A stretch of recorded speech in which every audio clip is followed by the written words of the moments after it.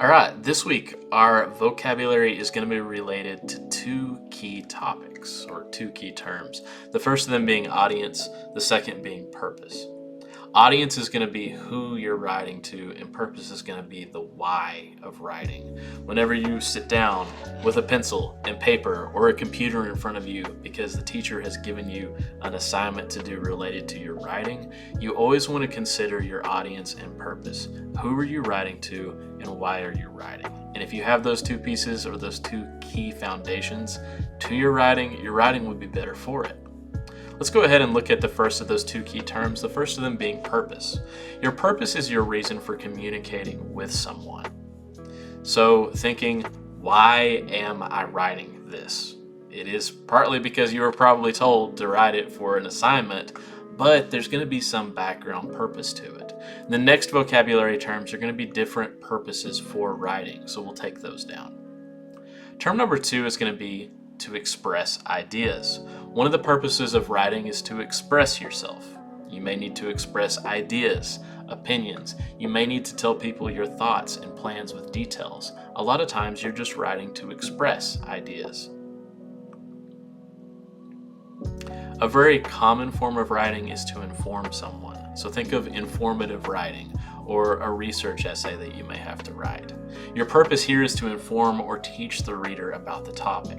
This can be done through providing facts, statistics, and other relevant information so that your reader can learn about something through your writing.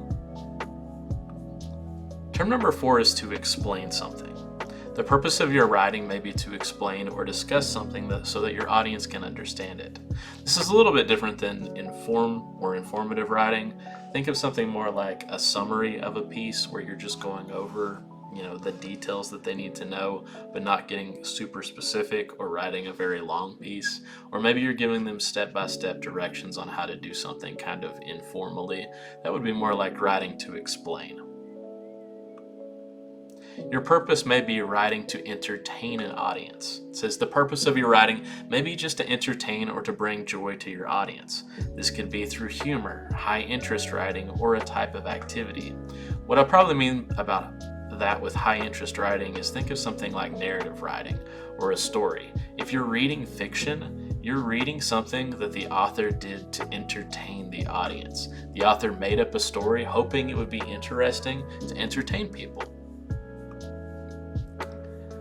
Number 6, another reason why people are writing or another purpose of writing is to persuade. You may need to persuade somebody in your writing in something like an argumentative essay or a persuasive essay. To persuade somebody is to get them on your side, so that's what you'd be doing here. Term number 7 is kind of our second key term, and that's audience. And this is the person or the people that you're communicating with in your writing. The audience is who you're writing to. Think about the people who are going to actually read your work. Yes, a lot of the time that's just going to be a teacher, but a lot of the times the teacher will give you specific directions on who your audience is. They may say you're writing a letter to the principal, or you're writing a research essay directed at your peers. Whatever the case is, you always want to know who your audience is before you start writing. And term number 8 is going to be those audience details you need to consider before you begin that piece. You want to consider the age or career level of the people you're writing to. You're going to be writing a lot differently if it's a letter to a friend compared to if you're writing a letter to a principal or a person on a board of directors at a company. You're going to keep different levels of formality depending on who that person is. So how fancy your writing gets is just another word for formality, and you're going to want to pay attention to that. You're also going to want to pay attention to the level of knowledge or the background knowledge that people are going to have about whatever you're talking about in your writing. Let's say, for example, that you're writing about a video game that you really enjoy or something like that. Keep in mind that if you're writing to somebody who's elderly or who doesn't play video games at all, they may need a little bit of background context on what you're even talking about before you give them lots and lots of details about the game. You also want to keep in mind what people are interested in. We've talked a little bit about hooks before, or things that get people interested in a piece right from the beginning. You want to pay attention to what these audience members are going to be interested in as you write. Term number 9 is kind of a longer one, and that's because it's a long acronym. It's SOAPSTONE, and it is an acronym for studying, reading, and writing. Basically, if you get down the habit of paying attention to these things before you start reading something, or before you start going over a long writing piece, or writing something yourself, it'll make you stronger at both reading information and writing information down. So you want to pay attention to the speaker or the voice person that is writing something that you're going to be reading. You're going to pay attention to the occasion, which is the time and place of the writing.